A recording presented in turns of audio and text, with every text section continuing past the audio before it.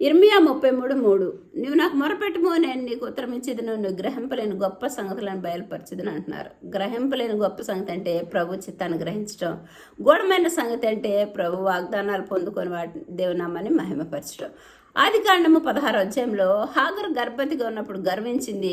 యజమానురాలైన శారా ఆమెను హింస పెట్టినప్పుడు అరణ్యానికి పారిపోయింది. అరణ్యంలో ఏ దిక్కు లేనప్పుడు ఆకాశమందున్న దేవుడైన యెహోవాకి అబ్రహాం విశ్వసించిన దేవునికి మొరపెట్టినప్పుడు ఏమంటున్నాడంటే, నువ్వు అణిగి మణిగి నీ యజమానురాల దగ్గరికి వెళ్ళి ఆమె చెప్పినట్లు విను, నీ సంతానం విస్తరిస్తుంది, లెక్కలేనంతగా నీ సంతానం విస్తరిస్తున్నప్పుడు ముందు దేవుడైన యెహోవా వాగ్దానాల్ని విశ్వసించింది.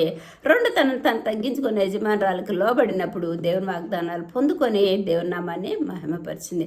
ఈరోజు నువ్వు ఎక్కడైతే నింద అవమానపడ్డావో, ఎవరైతే నిన్ను నిందించి హింసించారో వాళ్ళతో నువ్వు సమాధాన పడినప్పుడే దేవుని నుంచి సహాయం పొందుకుంటావు, దేవుని నామాన్ని మహిమపరుస్తావు.